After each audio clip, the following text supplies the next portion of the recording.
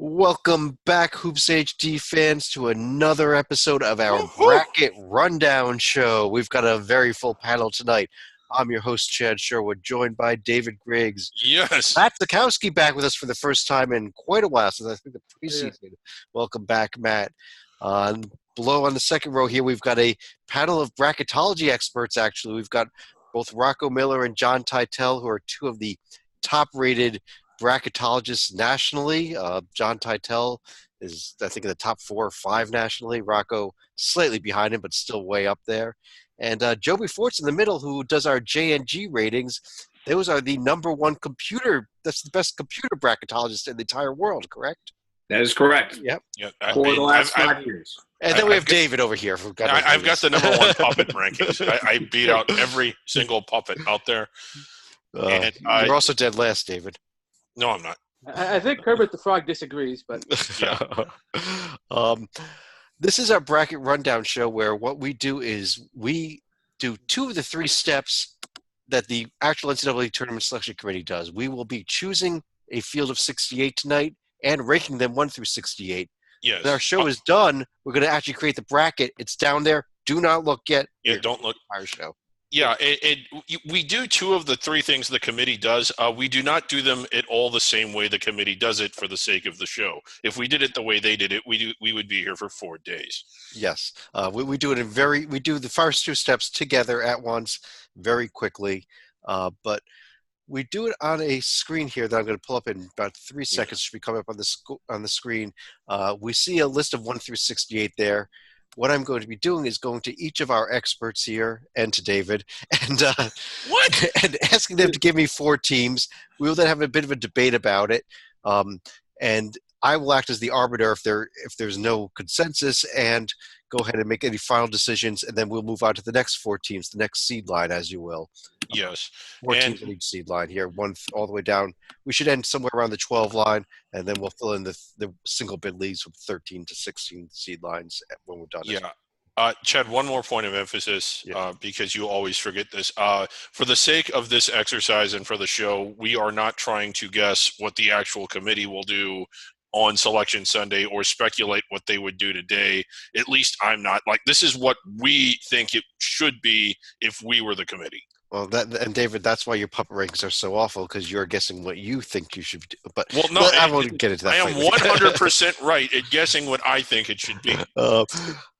Just quickly, some terms we might use tonight. We may use the term protected seed. What we mean is the top 4 seed lines, the top 16 teams in the nation, the teams that will be favored to make the Sweet 16. We might use the term first ballot team. That basically means the top 8 seed lines, teams that will be favored to win their first game, at least in the NCAA tournament. And if we use some other crazy terms as we go ahead, we will try to define them.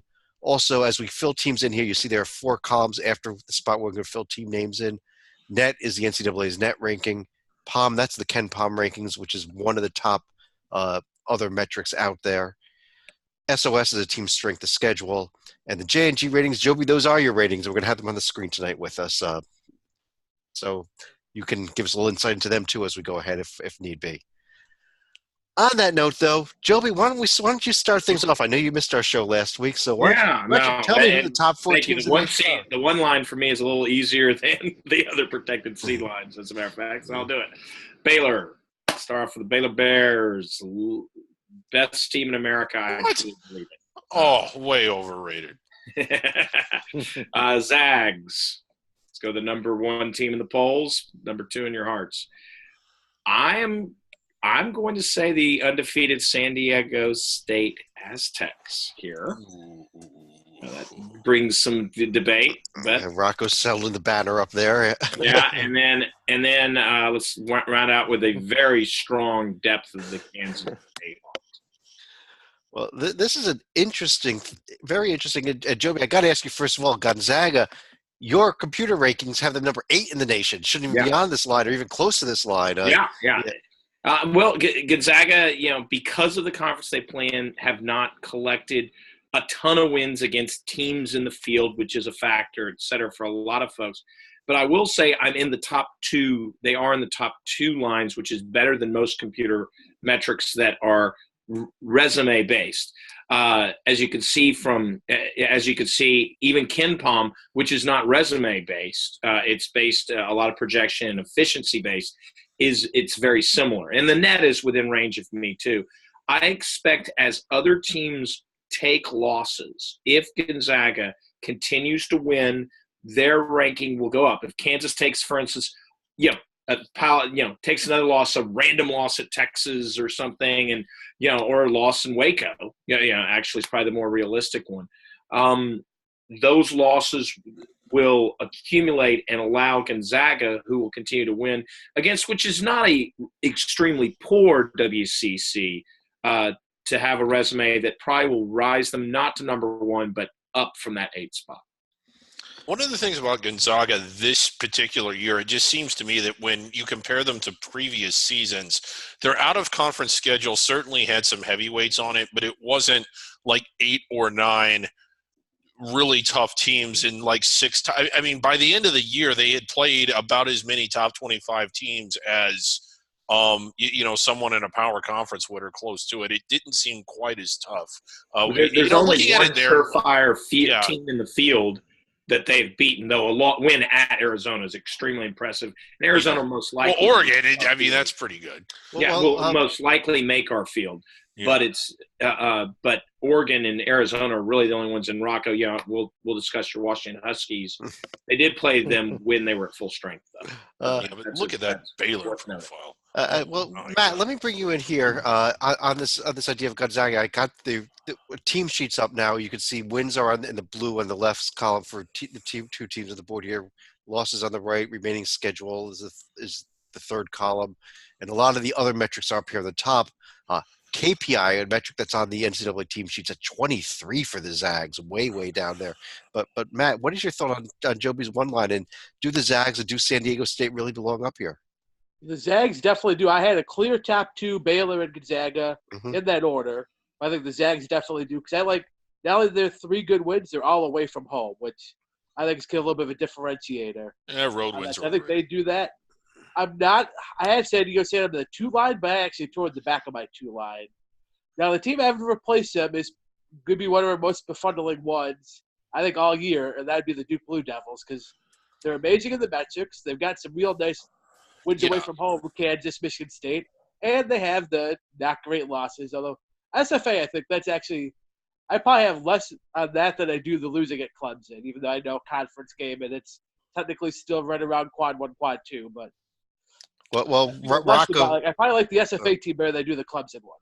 Well, Rocco, let me ask you there. Here's San Diego State on the right that you've got the banner on. There's Duke on the left. Does Duke belong up here? I mean, those top 4 wins there are very good wins and way better than anything San Diego State has done, aren't they?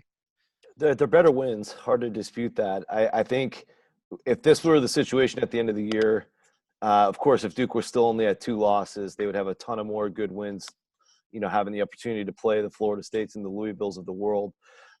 San Diego State not getting those opportunities. But I think if San Diego State ran the table and Creighton, Iowa, and BYU are all solid tournament teams like they look like they are right now, hard to argue against San Diego State. Now, I guess we're splitting hairs. I think if they're both 1 seeds, San Diego State's taking over the West and Duke's still going to Greensboro. So I don't really have a strong argument either way. I can see the good in both. I think San Diego State definitely deserves to be rewarded, though. Well, Ty, let me bring in this question. Again, San Diego State. How about Kansas? We haven't discussed them much. I mean, does Duke belong up here, or did Joby get it right? I think Joby got it right. So, whoa, yeah. Thank you. That's nice. That's a big compliment. I agree with that too. So I figure Virginia fans, the help they can get right now. So low blow. So close last night. Oh, usually it's something where there's 7 to 8 teams in the mix, and you pick the 4 that have outshined the best. For me this week, it's about looking at teams that have fallen off. Like if Auburn was undefeated, but they're not. If Duke had beaten Clemson on the road, but they're not. I can find holes in so many teams that I think these 4 are the best of a otherwise bad situation with everybody else. I like this San Diego State team. If I were to take somebody off, it would be them. I have them very, very high. And one of the things you can say about them is that they have not just won, but won handily against a tough, not excruciating schedule, but a tough schedule, and they've basically beaten everyone at arm's length. But when you look at Duke and the fact that they've beaten multiple probable protected seeds and San Diego State hasn't beaten any, I just can't – maybe this is looking at it categorically, but to me, to land on the one line, you need to beat a protected seed away from home. And San Diego State won't do that. And we are doing this exercise as of right now, and just really quickly point out here, Duke has a chance to put a lot more good on their profile. San Diego State, all they're going to do the rest of the season is avoid bad losses. Yeah, and that's really an unfortunate that is a circumstantial disadvantage. Did I say that right? I can't talk today. But that San Diego State has. But, no one's going to argue that San Diego State shouldn't be on the 2 line or in the field at all. I mean, they're going to get the chance to prove it in the tournament. But when you look at the paper, Duke's is just better.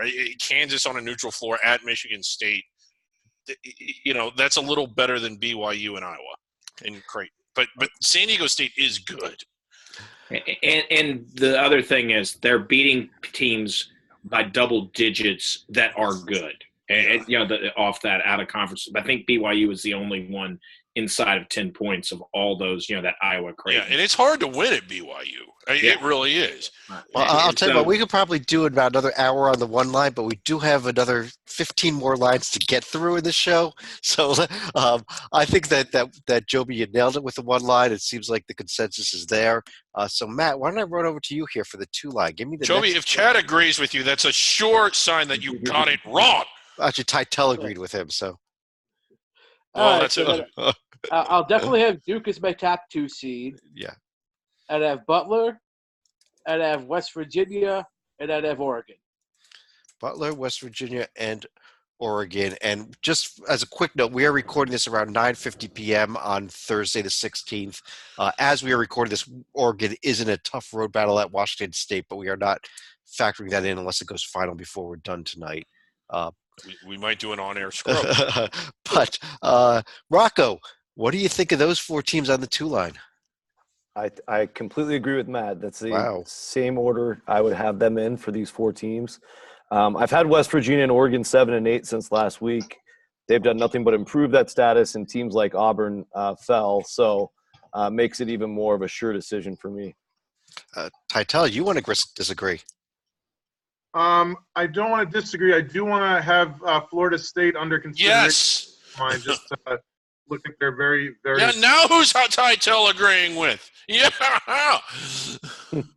I can't say that any of Matt's picks are bad. I think those are perfectly fine. But even though Florida State has a lot more double-digit numbers as opposed to a lot of the single digits here, I think there should be under consideration for the 2 line. Well, I want to bring somebody else in here because we have just had our good friend John Stalika, who was a little bit late tonight, join the show as well. And Stalika, if you are there, what is your thought on this? Does Florida State belong up over a team like Oregon? Florida State is certainly going to be worthy of consideration when you look at the fact they've had some very nice wins away from home. When you look at Louisville and then Tennessee and Florida, the only real knock against the Noles at this point probably would be the loss at Pitt, but at this point in the season, everyone's going to have a few warts on here. I still think Oregon should be on the number 2 line for now, but obviously should they lose to the Cougars, I would have the Seminoles next in line. Well, this is maybe been the easiest 2 line we've ever done in the history of the show. So why don't we kind of – no, you need to have Florida State up there. Well, David, I was going to go for you for the 3 line, but because you had to disagree, Tytel, you want to give us the 3 line? How come he gets to go? I give the host the credit. You know that. Let's see here. I want the Seminoles to be in. Who else do we like here? If we do not have Auburn in, I think I want to put them here because obviously it was a bad loss last night in Tuscaloosa, but stuff happens, and if that's their only loss this season, I think it's perfectly fine. I think I want Sparty in here. They certainly had a trouncing at Purdue's hands recently. I think that you can say everybody, like John said, everybody has warts. That was a pretty ugly freaking wart, but the numbers still look good to me. As far as a 4th, I think there's a lot of teams in consideration. I'll mix it up. I think Dayton and Seton Hall are both in play here. I'll go Dayton just because it's a nice story and because they had a great win over VCU the other night.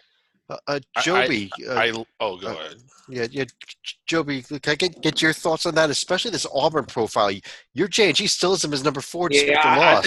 I think they'll drop in a day with the new net numbers a little bit. They're not going to drop dramatically. They're still probably going to be in the 2 seed line. They'll drop from that 4, but probably down to like 5 or 6. It's because they only have 1 loss. And if they finish the year, it's what John said. If they finish the year with only 1 loss, then the resume will take care of itself. But also, records matter. That's why San Diego State gets credit, etc. Your overall loss number actually does matter in my mind and the committee's mind when you as a verification fact. Okay, this is where I understand that their record is good, but their schedule is decent at best. Mississippi State is not going to make our field, I don't think. St. Louis might be around the bubble. Georgia might be around the bubble. Yeah, like when you're talking about a 3-line, we're going to talk about 10 teams that have a much, not just better, but substantially better top of the resume than Auburn. And you have to ask yourself, are there 25 teams or 20 teams that would be undefeated if they'd only played, games against bubble teams and that was the best thing on their schedule? I'd say that, you see, and that's the thing is, I say no. I think teams slip up, have bad days and slip up. Not all teams. I think a lot of the teams we've mentioned would not. San Diego State has proven they wouldn't. They probably wouldn't. Well, Auburn didn't slip up yesterday. They Florida State literally fell out of the sky. Just almost lost at home to an NIT team yesterday. I mean, plain and simple. Matter of fact, they were on the ropes. If that NIT team had anyone who could shoot a 3-pointer instead of going 1 for 20, then they would have lost. I hate to take David's side in an argument here, but I want to do something real quick here. I'm going to keep Auburn up there on the left side of the screen. I want to put another 1-loss team, Liberty, up here on the right-hand side of the screen. Beat Akron. Which team has more wins against the team that's going to potentially be in the field? Guess what? Neither one does. It's the same. I mean, which team has – Auburn's resume is substantially better than Liberty. Liberty's losses was against a better team than Auburn lost to. So, no, I'm not saying Liberty's a better team than Auburn, but I don't think I could definitely see the argument for Auburn moving down. But let me get a few more. I do think Liberty should be inside the bubble, though. Let me get a few more takes on this. Matt, how about you? Does Auburn belong up here? I have them actually after that loss. I have them outside my protected seeds, precisely because they've beaten no one of real note. And I actually had Seton Hall on the 3 line, so they were a good shout here, just not below an Auburn team that's done zilch. Rocco, how about you? Should Auburn move down? I'm okay with Auburn being on the 3 line still. I mean, it is always about the body of work. You can't single out a single result, especially on the road in the SEC. I'll wait to make that determination about Auburn when they play a few more big games. But for the time being, I'm good with them. I am a big proponent, though, of Seton Hall. I think what they've done, especially recently, still without Sandro in the lineup, has been beyond impressive. Winning at Butler, the only team to do that all year. Yes. They also have 3 Big East road wins already, which I don't think anybody has. They're undefeated in the Big East. Arguably the best conference. I think they at least belong on the 3 line right now. Okay, you just gave not just a reason, but a list of reasons as to why they're better than Auburn. And I have them above Michigan State as well. Real quick, as a tiebreaker here, I think I know where we're going, but Stalika, does Auburn belong on the 3 line or do they go down? I would have Seton Hall, and I would even have Villanova above Auburn. So I say put the Pirates in and knock the Tigers out. Sorry, Titel, we're going against the expert, and we're going. But David, I'm going to turn to you for the 4 line here. Okay. And like we said, Auburn under consideration, but we got Dayton and Seton Hall there into the 3 line along with Michigan State and Florida State. Yeah, and we're entering an area to where I felt pretty good about my top 3 lines. I think, believe it or not, everybody it isn't necessarily the same order, but my top 12 are already in there. We're going off in a different direction, but I'd like to see them do a little more on the road. But I have Villanova at number 13. Again, I think that their wins are pretty good. I know that they're coming off of a loss, and it was sort of an ugly loss. I still have Wichita State all the way up here. This is a team that is more – I think this is as much of a projection as it is merit, but they have certainly earned a lot of merit lately after limping out. I have Wisconsin up here simply because, well, from top to bottom, some of the bottom is bad, but the top is really good. And because I just couldn't find anybody else that seemed like a protected seed, I still have Ohio State up here, and I'm really holding my nose with that one. Sleek, let me start with you on this. And you want to tell us why Wisconsin does not belong here, or anything else about what David's 4 picks are, which does not include Auburn? I think Wisconsin, frankly, has too many losses against teams that probably aren't going to be in the field when you look at teams like Richmond, New Mexico, and NC State. Yes, they do have some wins at Tennessee, at Ohio State, at Penn State that help, but by the same token, they're going to be a hard team to play. So I think they're more in the 6 or 7 seed range right now, but they're not a protected seed just yet, would be my qualifier. Yeah, and who would you have in there? Auburn? Right now, if I had to, I probably would have Auburn in there instead. Well, Matt, what do you think on this debate? Yeah, I think along with Wisconsin, I think it's still a lot too high for Wichita. They've been playing nicely, but again, their resume, it's not super thin, but there's not a lot on there. One team they're also playing now, it's tied at the half, I sneakily like is Colorado. Mm-hmm. Got the neutral court win over Dayton, and now the win over, even it's a home win, it's a win over Oregon. We have a 2 seed. So it's a couple real nice wins they got on their resume, and their metrics are roughly in line where this is. Joby, what do you think? Wichita State versus Colorado, who should be on this line? I think they're both. I think why don't we split the difference and say Matt and David, you're both right. What the hell is Ohio State doing there? Okay. You can put both teams. I'd be probably fine with both teams. They got that win at North Carolina over in the Wisconsin spot, and then Ohio State should be out for both of those teams that were listed. I like both. Well, here's where I'm going to disagree, though. Okay, let's go to Salika first. Yeah. Okay, at home, granted, but they did blow out both Villanova and Penn State when they were playing pretty well, and their best win away from home was in Vegas against Kentucky. So not a true road win, but I'll certainly give them some brownie points for that one. Well, Tytel, what do you think on this whole debate here? Because we now have, I think, 7 teams that we are discussing here, 6 teams at least: Villanova, Wichita State, Ohio State, Auburn, Wisconsin, Colorado. I'm kind of being convinced here that Ohio State does not belong in this line, that Wisconsin does not belong in this line. Where are you? I want to convince you that Wichita State, after last night, does not belong in this line. Losing. Wow. Okay. I mean, it's a solid resume, and I understand Temple's not terrible, but it's a loss to a team that I think, as of today, and as of 2 months from today, is not going to make the tournament.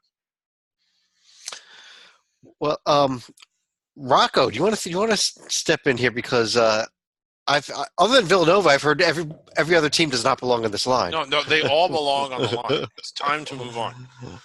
Yeah, I mean, I would actually go with Villanova, Auburn, Louisville, and Maryland here. And okay, where are the wins away from home against anybody that's in the field? I agree. I mean, the one thing about the teams that I named is that they all have that. Correct, and I agree with you, David, on that. I'm not. This is a pretty mushy area between the 4 or 5. There's a lot of teams similar. Louisville doesn't have a lot that I like, but they just haven't had the major mess up yet. Whereas there's some blemishes with teams like Colorado and now Wichita. So it's more of just a kind of a nitpicky choice, and we're probably all going to be split on it. Yeah.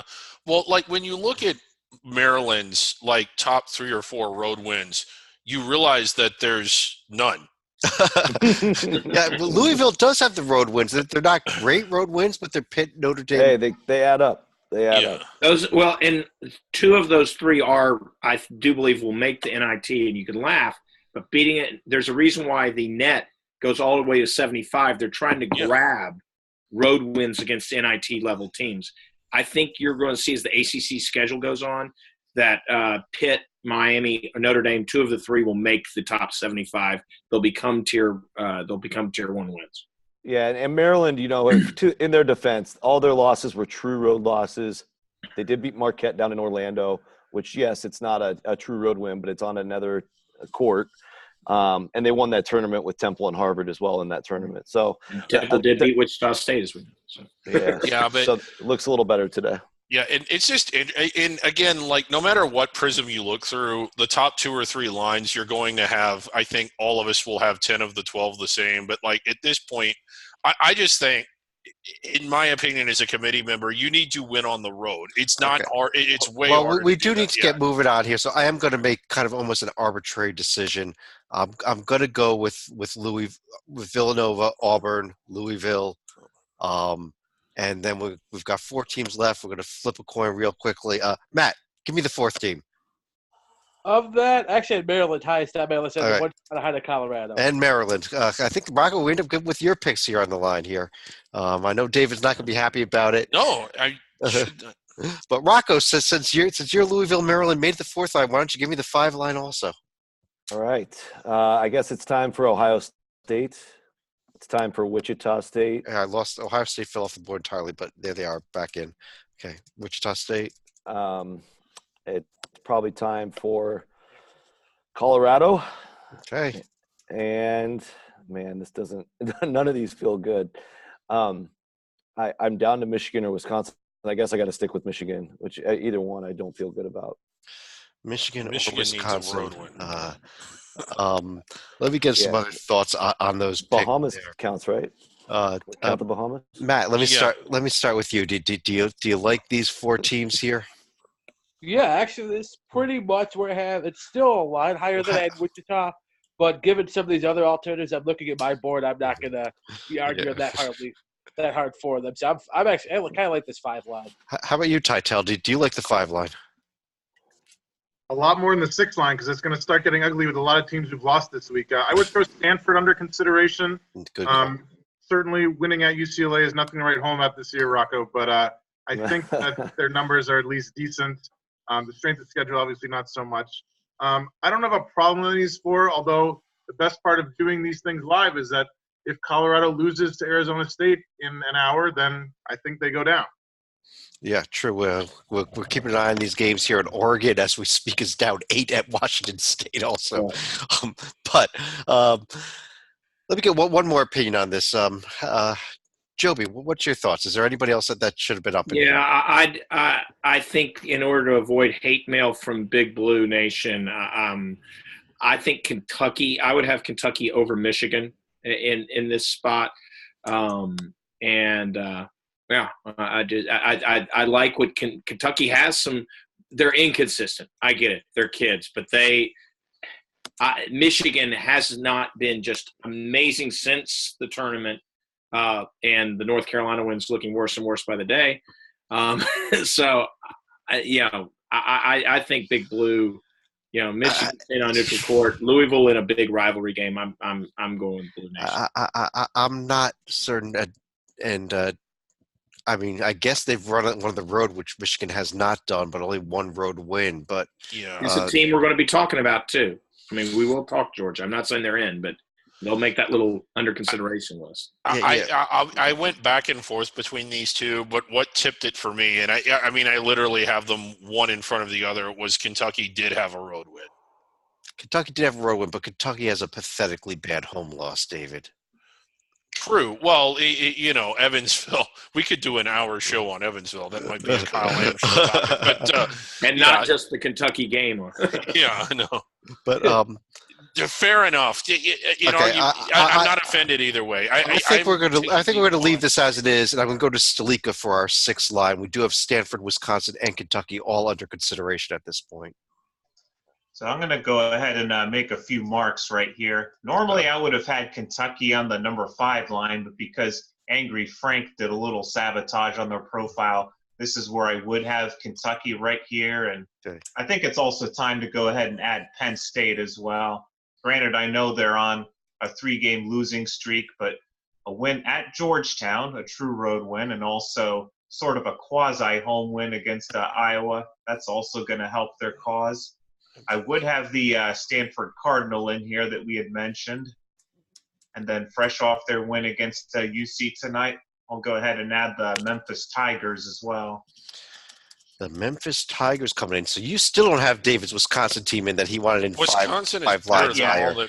No, Wisconsin. I mean, look at the top of Wisconsin's profile. Let's take a look at the Memphis versus Wisconsin here, because Memphis is a team that this is the first time we've mentioned them. They did pick up a nice win over Cincinnati, but how is that a nice win? It was only Cincinnati. Cincinnati's what, 9-7? Matt, what do you think about this? Does Memphis belong in at this point, or what about Wisconsin with those 4 Tier 1 wins, 3 of them on the road? Yeah, no, this is exactly where I have Wisconsin. I think a 6 seed's perfect for a team that's done a lot of good, some questionable. On the whole, the profile's pretty good. The metrics basically check out at 16 also, yeah. Way too early for a Memphis team that the metrics kind of like, but not 60 level, and I don't see the wins to kind of overcome the metrics. So this is way early for Memphis. And Stanford's the one that loves them, but man, again, what have they actually really done? And well, Stanford. Granted, and I think I'm bitter that I took out time to watch the Kansas-Stanford game and fell asleep during the second half of the great San Fran-Seattle football game. Well, Matt, look at all of Stanford was Stanford's awful nice that wins. They've got San Francisco and Montana. I mean, if we're going to call Cincinnati a nice win, then Stanford's looking pretty damn good. Let me bring up. Time out here. If you have a win against San Francisco and Montana, why is Rice not in that profile? Oh, my and I love the fact that a road win at UCLA only makes Tier 3. Think about that. Let me bring in a Pac-12 guy here in Titel. Stanford, you're the first one to mention them. That huge hole at the top of the profile there. Is this where they belong despite that hole? It's a great question. I think you can make a good argument, and I would lean yes. Again, like the strength of schedule is not great. I would say if you're focusing on the lack of Tier 1, that's a fair focus. I would focus on the lack of Tier 2, 3, 4, or even Tier 1B. Who has a 2-loss team with 2 better losses than Kansas and Butler? Oh, I don't know. Let's compare them to Liberty. Bring it. Liberty's got a worse loss. Let's see. Liberty has a better win and no losses below Tier 1A. And they say that Tier 4 wins are easy. Well, if they're so easy, then why didn't Stanford have more of them? Look at all the Tier 4. Stanford and Liberty are not that far apart on my board. Stanford's ahead, but it's not that far ahead. But I think with all due respect, Stanford is more or less an in-between for Auburn and Liberty here. Yeah. I do have to make a decision here. What I'm going to do is bump Memphis, put Wisconsin in there, keep the puppet happy. Yeah. And I think let's move on to the 7 line. We do have Memphis, I guess, under consideration still at this point. And Joby, let me go back to you for the number 7. You gave me the easiest line with the 1 seed. Now you gave me one of the toughest lines. Yeah. I like Creighton here. I know that. Yeah. I think I'm going to go Creighton. It's just like picking shots. Come on, you want to do it. I fail to see why that's even a controversial pick. Creighton this is time to make Chad happy. Damn good team. Yeah, we should make Matt happy too. Rutgers. Let's do it. Rutgers. Do it. Oh, no! There it is! No! I'm serious. Why not? I think that's fair. The Scarlet Knights are in. The show is over. Thank you for joining us, everyone. Have a good night. Oh, okay. Let's put Rutgers in. I like the run. This is, I know, a little off board a little bit from probably what everybody else is thinking, but I really like the run LSU's on after they were kind of a little dead and buried.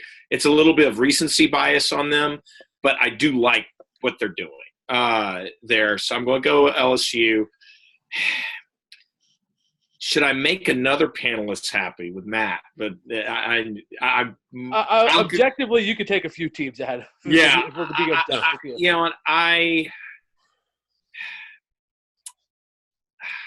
It's so The tough. Lopes. I'll divide. I'll go to Memphis and get the show moving. We can okay. debate. No, We'll put Memphis back up there. Let's have a little bit of debate on this line. We're going to move a little quicker through the next couple lines here because 7, 8, 9, 10 at this point of the season is really almost interchangeable. But Rocco, your thoughts on those 4 picks? Yeah, I mean, I'm pretty close on some of them. I don't have Rutgers this high, and I feel like I'm always put in the bad spot with Rutgers. Sorry, Chad, but no, they're there. Oh, go ahead. I actually like Iowa's put my next team Yeah. on the board actually, and then I actually have Memphis and Creighton, and I'm doing my full breakdown later after the show, so I might change my mind by tomorrow morning. But I do still have Penn State hanging by a thread after Creighton. Yeah, we got Penn State in Penn after the State's 6th in. line. Oh, I'm sorry, I missed I don't. that. Then my next I think they're too high, but Yeah. then my next team's Oklahoma. Yeah. Oklahoma. Okay. Let me see who else hasn't commented on this. Titel, what are your thoughts? Should Iowa or Oklahoma be in here of one of these 4 teams? No, I'm just gonna say like I don't like living in a world where Rutgers is in and Arizona is out. So even though they don't belong in, like, can you at least put them under consideration so I can see how bad we are? All right. And yeah, we're living in a world where yes, Rutgers is in, and the 2 teams that played the national championship game last year are not on the board yet. Yeah. So. okay. I'd like to add another Big Ten team, Illinois. Whoa. It's like there's another team under consideration here. Yeah. We've got Iowa, Oklahoma, Arizona, and Illinois all under consideration. But Matt, do you want to give me the 8 line? Yeah, okay. So I'll do. I think you had the wrong SEC team. So, but at first, Oh, I'd so have we're just Iowa. leaving Memphis up there. I'd have Arkansas. I'd have BYU. Whoa. And actually, going off my list, this is what I'm going a little bit of a limb. They're kind of a one-hit wonder, but I trust the coach. Texas Tech. If Arkansas, BYU, Texas Tech, and one more team, Oh, I had Iowa. Iowa. Actually, Iowa at the top, but yeah, it's Okay. Well, let's see here now. Stalika, If how I wrong was was gonna- he? If I were going to go with a one-hit wonder, at the risk of angering Joby, I probably would have gone with Virginia Tech when you consider that win was against Michigan State, which is going to be better than Louisville. And suddenly wins at Clemson actually looking a little bit better. Even Syracuse, that does help the road wins that the Puppet seems to be looking for right here. They don't have too many bad losses right here. Granted, 5 is going to be a lot for Virginia Tech right now. So I think if they're not on the 8 line, they at least deserve a look. I think that's a real strong argument. When you look at these 2 profiles, I mean, that Virginia Tech profile, David, looks a lot better than Texas Tech, doesn't it? Yeah, after last week, I kind of went back and looked at Texas Tech, and I kind of moved them down. I actually like Virginia Tech a little more as a team. But not just them. I didn't have BYU. They're inside my bubble, but I don't have them quite this high. Like, I don't have them certainly as a first ballot team. Well, let's ask that question now. Titel, how about that? BYU, do they belong up here? Their X factor is Yoli Child, who started the year with a suspension and then recently hurt his fingers. So I think some of the losses can be explained away, not so much at Boise, God help them. I do like the head-to-head thing that if they beat Va Tech, then they should get some credit for that. Only one road win, though, as opposed to Va Tech's 3 plus a neutral. I'm telling you, like, Yoli Childs, like, if he's healthy, they would not have lost all those games. He's legit conference player of the year in a conference that includes St. Mary's and the Zags. Like, yeah. I really think that the committee is going to give them a lot of credit for him for their losses when he was out. But even I agree with that, Tidell. But you're talking about Utah and what are I think their profile would look a little better, but the top of it would still be where it is. How do we know? Because we don't have BYU, like we don't have any of the teams that beat them in the field yet. So the top of the I'm not talking top. The top of their profile would still be what it is. I really like that win at Houston too. The Houston win's great. Yeah, it's hard to win at that place. I have BYU in. I just didn't have them quite that high. Well, Rocco, if we went with Arkansas, Virginia Tech, and Iowa here, who would be the fourth team? Would you go BYU? Would you go Texas Tech? Would you go one of these other 3 teams we have under consideration there?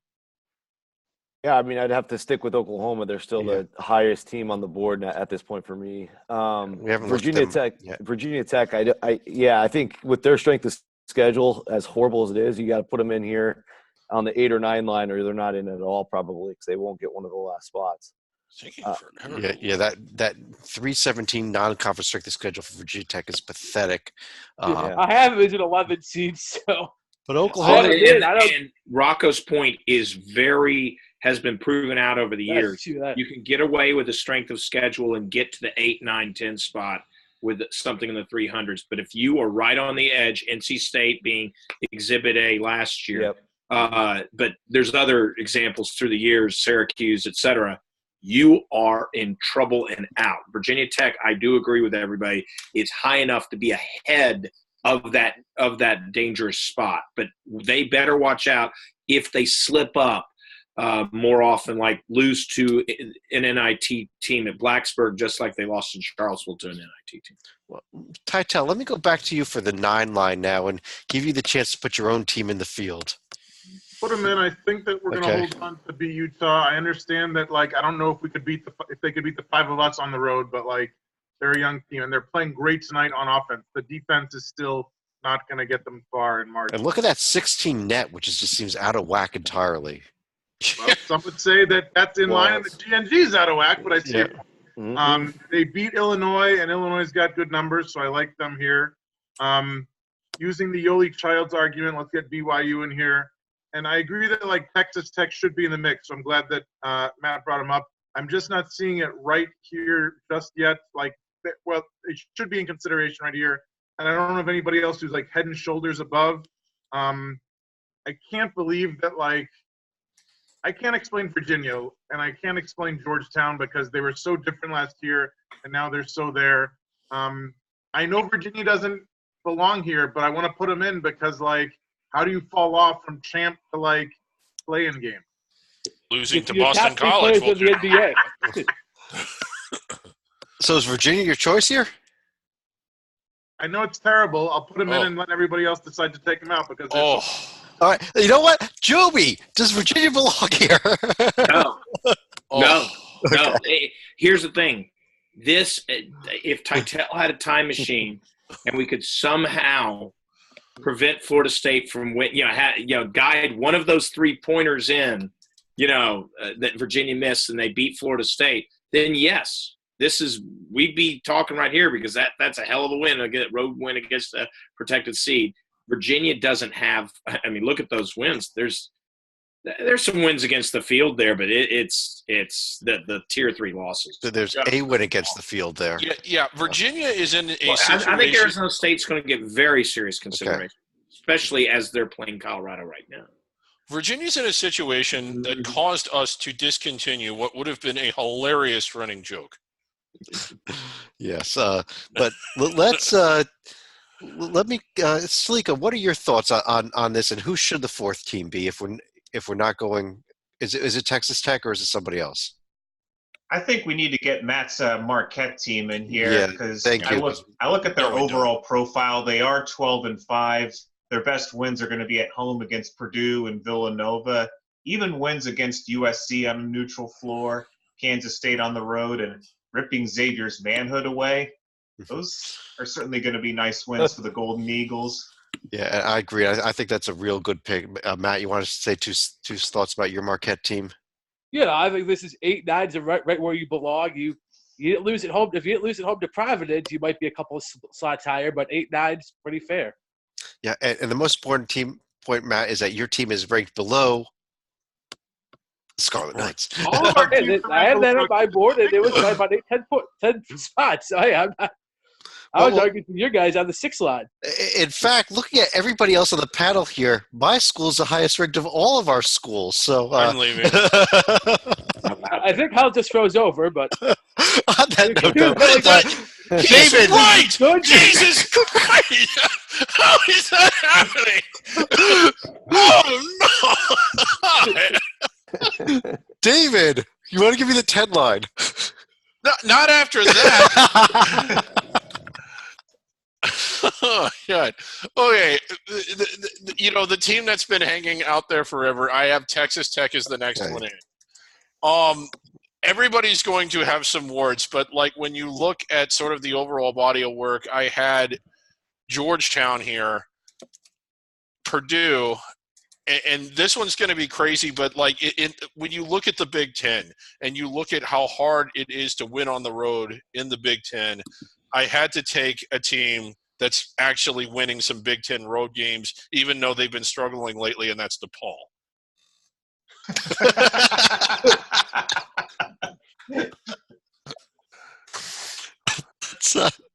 Let's take a look at the DePaul profile, and Rocco, I'd like to get your thoughts on that. Does DePaul belong in the field, and if so, do they belong right here on this 10 line? I would love to say yes, but they haven't earned it. They haven't won a game in their league. Not that is a problem. I can see. Yeah. And I did get to see. DePaul was doing great, and then it turned to 2020. Yeah. Hey, but I mean, gosh, I was at the DePaul Villanova game on Tuesday night, and I mean, it's so impressive with Charlie Moore and Paul Reed, that 1-2 punch. I mean, they've got so much potential, and I think they got three home games coming up: Butler, Creighton, St. John's. Yep. And they get right back in it if they win 2 of those 3. So definitely not off the radar, but not worthy as of today, unfortunately, for the Blue Demons and their new fans. And look at this Providence loss. This is probably going to move up into Tier 2 very soon. Yeah. It's going to make it a little better. A 1-point loss, overtime to Nova, and it's just crushing. The Seton Hall game went back and forth. Was that an overtime game as well, or did Seton? It wasn't overtime, but it was pretty close. And then Hall, the last 2-3 minutes, I think. Yeah, I realized that. Looked back. Yeah, they haven't won a league game, but they've been – I don't know. I know that the results aren't there, but they have been at least looking like an NCAA tournament team. It's just unfortunately they lost all 4. Exactly. Well, I'll tell you what. If we're not going to go DePaul, Matt, where would we go? Let me pull up my board here. I have Houston. You'd go Houston. Yeah. Houston's coming off of a couple bad losses too, Joby, aren't they? Yeah, I can't. They won last Houston night. doesn't get inside They my. did pull out the game last night. Yeah. I'll be very honest. Houston, and they're cursed by being in an American that's top heavy, and then nothing. I mean, it's a cliff in the American. I feel like I'm not the Central Florida. Cincinnati's not good, and Houston just. I mean, look at that. There's not a tournament win there. Not even a sniff of a tournament. I probably got a little bit more. And Tulsa's a bad loss. I don't care if it's on the road. Tulsa's a bad loss. Worst loss in Oklahoma State at home, in my book. But Well, if we're not going DePaul, we're not going Houston. Stalika, you got any other thoughts of where we should be going? I think we have to go to Bloomington, at least take a long look at Indiana here. Actually, Thank you. They can't win Big Ten road games. Well, Papa, at this point, no one is winning road games. DePaul is.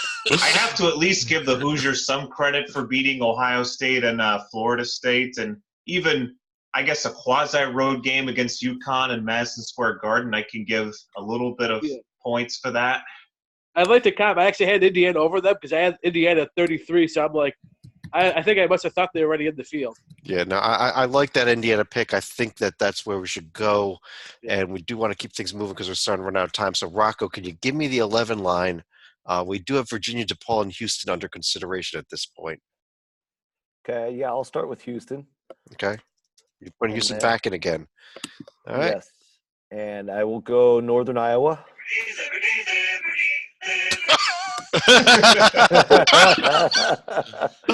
Not quite. Sorry, Chad. That wasn't me.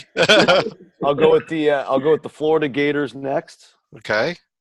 And I will go NC State. NC State to round that group out. Tytel, your thoughts on that? I would put Liberty under consideration because that was fantastic and because they're looking like one of the best, if not the best, mid-major teams in America. Look at all those.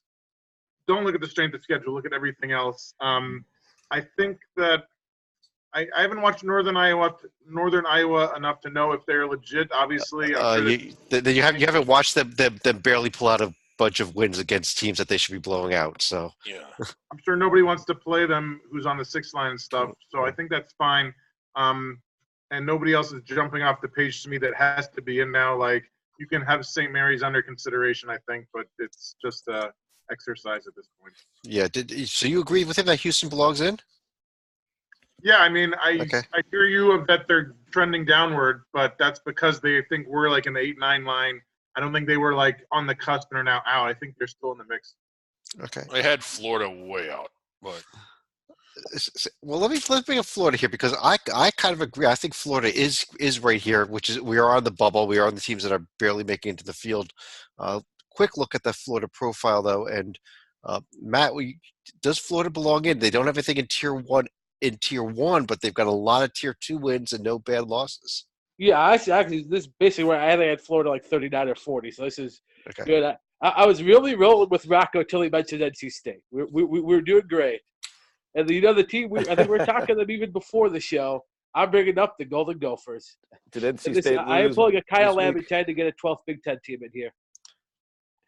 they have no road wins. NC State's lost the game at Va Tech. That this week? Well, they beat Miami this week at home. Okay. All right. Well, I'm good with NC State still. Okay. I agree. I think we're going to leave this alone here.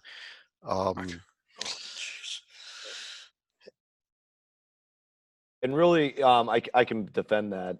So a lot of these teams, I went through all this Monday morning, and there's so many of these teams on the bubble that you can justify one game here, one game there on their profile. So what you really got to look at is really the full, what's their record against the top 2 quadrants, what's their record against the top 3, and there's barely any that are over 500, and NC State's one of them. And I think that's enough to break the tie for teams like them and a couple others that we'll bring up here in a minute. Okay, well, too, I'm going to put Minnesota under consideration also. We have 3 at-large spots left. I'm going to go, Sleeka, you're up next. I'm just going to ask you for 2 teams at this point. Give me the top 2 teams, and we'll see if we drop down to 1 or 2 spots left, depending on whether or not you put Liberty in. If I'm going to be looking for teams that offend me the least, I'm going to go ahead and go on both coasts here. I'll give some West Coast love to St. Mary's, and I'll give St. John's some East Coast love. Oh, you're going to a team that's not even on our board at this point with the Johnnies. I think, Joby, I heard an objection from you on that. Yeah, no.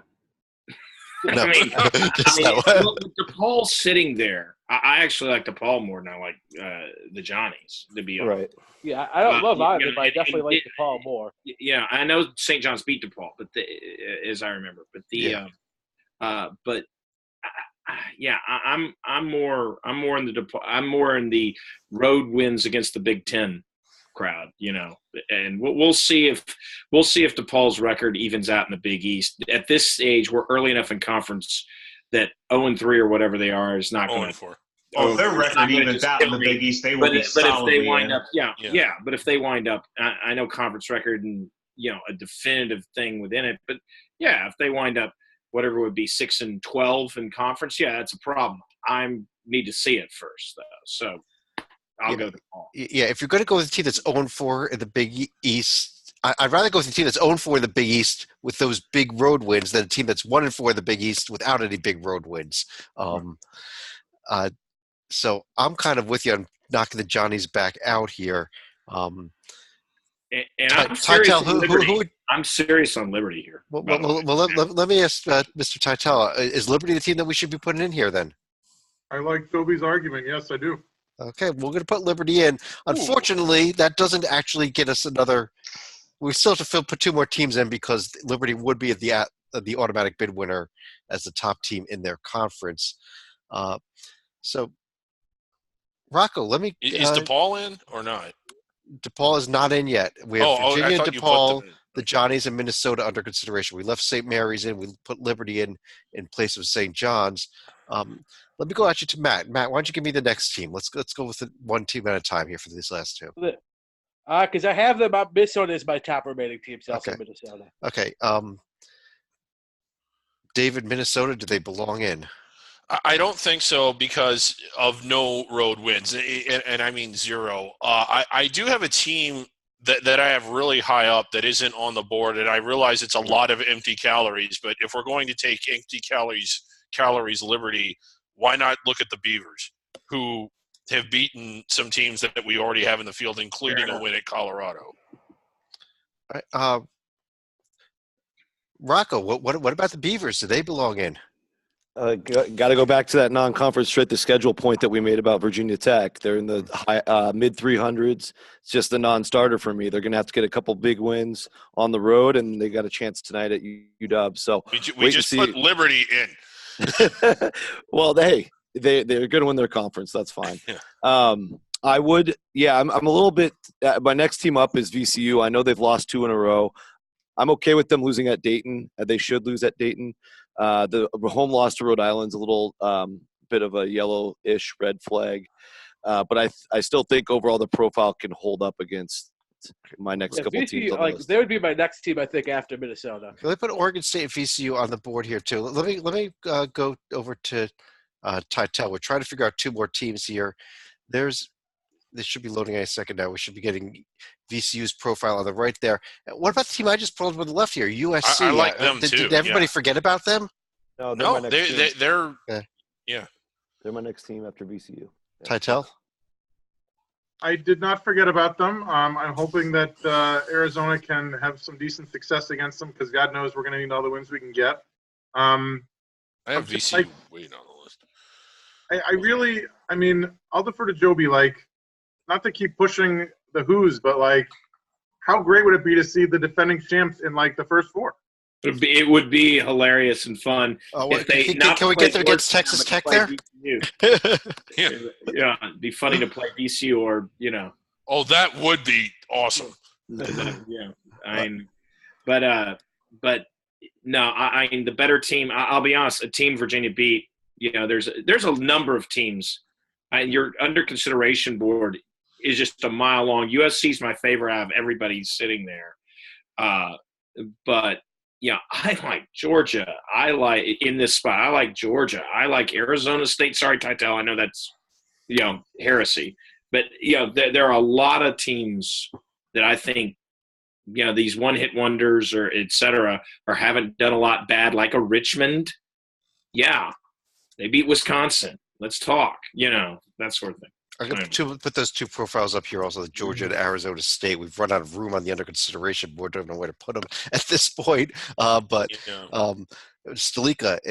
what do you think of the cases here for these one-hit wonders of Georgia and Arizona State at this point in the season?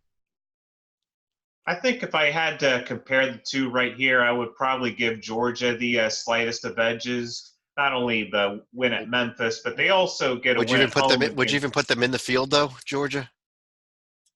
I would probably be less offended with putting a team like Georgia in as opposed to I don't have any other comment. Yeah. I've heard some love for USC, and I've heard a lot of love for DePaul, David. Is that the way we should go? Should we go USC DePaul for the last 2 spots? I am fine with that. I like I certainly like DePaul. I think they should be in. I like USC more than most of the teams on the board. I like Oregon State a little bit more, but only a little bit. Well, I like VCU if we're going for kind of a compromise. VCU, I don't pull up VCU again. What is it that they've done? I can't. Yeah, Matt, can you defend that? Because I don't see the VCU. I just don't see it. I guess I'm just going off what I think they should be, a little bit the metrics.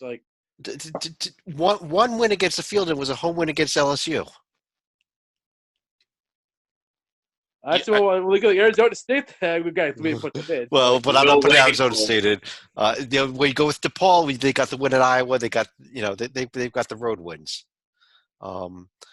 Let me throw a couple more teams up here just to finish out the 12 line. I'm going to put East Tennessee State in as our SoCon champion. I'm going to put a team. Good East Tennessee State team. Stephen F. Austin. No, I'm going to put Yale in over Stephen F. Austin on the 12 line, actually. It's just my personal call. And quickly fill in here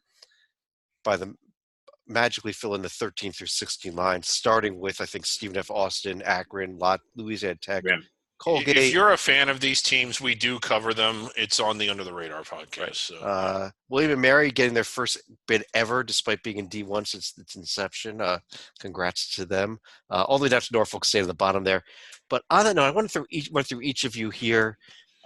Give me your thoughts on what we did tonight, on on teams that you think we may have completely whiffed on that we never even got under consideration, or just things that you think are just egregious that we may have done. Let me start with Matt. Let me start with you. Yeah, the one I'm glad we said Virginia, because actually I don't think Virginia's as far out as we think. And if the offense could get together at all, because they defend so well, and that basically if Wolden AC could actually start hitting shots like he did at the JUCO level, you might have something wrong. And like, I'm not going to write Tony Bennett off just yet. And the ACC is no good this year. So like, basically, if they crack one of the top three of the Duke, they almost got Florida State, Florida State, Louisville, get one of those, and then basically hold serve. I still kind of think Virginia's going to find a way in this field. All right. Ty, since you were the big proponent of Virginia, why don't I go to you next? I mean, I understand that they're not in today, and they've been terrible, like, for 6 weeks. I'm just telling you that, like, I really think that as much as I trust the committee to focus on the paper and the numbers, I think at least in the back of their mind, if not the front, they will want the defending champ in this tournament. Additionally, I don't think any of those teams on the 5 line want to see Liberty playing in the 5-12 game. Yeah, I agree with you there. Joby. Yeah, it is interesting. We'll stay on the Virginia train that when we talk Liberty, Richie McKay was Bennett's longtime assistant, and that's where he's inside that large field right now, and Virginia's not. But on that note, it's interesting when you see Northern Iowa on the 11 line, Liberty on the 12 line. This is last year. Buffalo and Wofford at this stage were not 11 and 12s. Buffalo and Wofford were higher up. Yeah, way higher. A little more, but not a. Now the SoCon's better than what either the MVC or the Atlantic Sun is, but I think we're underrating, and maybe the committee will too, because there was a lot of pub around Buffalo and Wofford. But I think we're underrating what a very good record and clean wins will do for you. I really do. These two teams, watch out for Northern Iowa and Liberty. And I do agree, Chad, Northern Iowa is probably almost more at risk than Liberty because they play with fire, like against Missouri State and a few others. But these teams do have a chance to move up as others accumulate losses. But then you have the situation that happened to East Tennessee State a few years ago. You get that one bad loss, and it's unforgivable because of the lack of wins. Let's see what happens. I think it's an interesting play with Northern Iowa and Liberty and I'll even throw in East Tennessee State as we go forward. Salika. Do me a favor and pull up the profiles here, because I want to get Dayton up one more time, because this is going to be a team that's going to have a crucial game tomorrow night. This is probably going to be, I think, the last game that they really have more than a 50-50 shot of losing. And let's pull up the St. Louis profile, because, as we all know, it is Arch Baron Cup time tomorrow night. Because I think Obi Toppin is going to end up winning the Harewood Horse Trophy as the MVP for this one here. When I look at the Billikens right here, it's also kind of a meh profile. It's one that might get a few looks as far as at-large consideration, but this would be a monster chance for the Billikens to get some points here. Yeah, I think they need more than this Dayton win, though. Then I don't know that they have the chances other than another game against Dayton. Rocco. Yeah, I want to bring it back to the top of the show when we were debating number 1 seeds.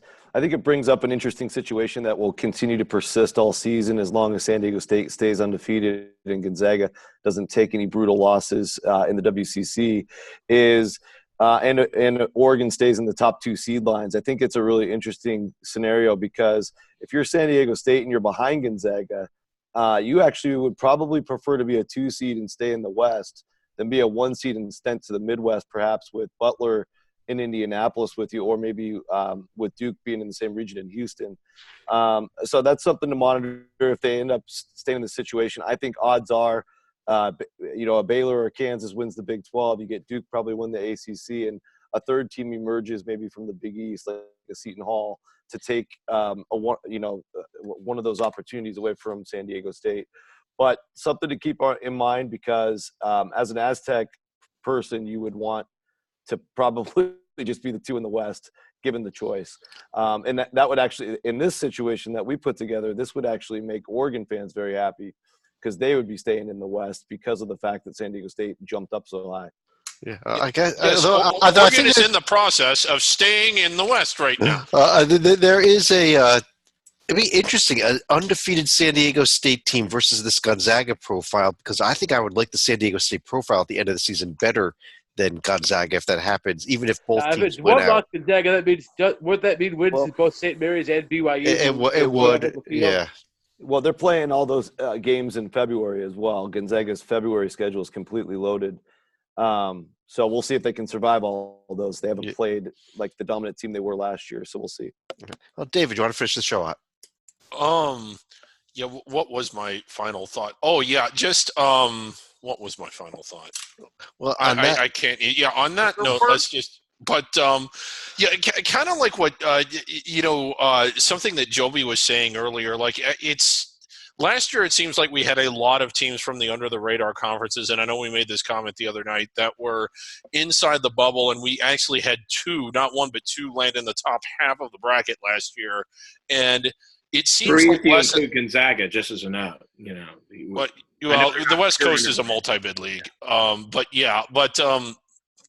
This year, it seems like they're hovering around the bubble at best, and if you watch Northern Iowa, they're playing against sub-NIT teams from night to night to night, and they are winning but not winning impressively. I'll give you Liberty. They're running all over their conference, but I don't think they have but maybe one top 200 opponent for the rest of the year, and that team's like in the 190s. So, are we going to go from one year where we had multiple teams way inside the bubble to potentially not having any this year for under the radar? It very well could happen. Keep an eye on Yale, though. But I guess on that note, I do want to thank everybody for joining us. And let's see here. If you want to see the final bracket and all the potential matchups, just look down there below. And you can check it all out now. But on behalf of, let me run through everybody here, David Griggs and Matt Sikowski up top here. We got John Sleeka way down at the bottom. We got Rocco Miller, Bracketeer.org, and John Titel, Joby Fortson in the center square. I'm Chad Sherwood. Thanks for joining us, and we will be back again real soon.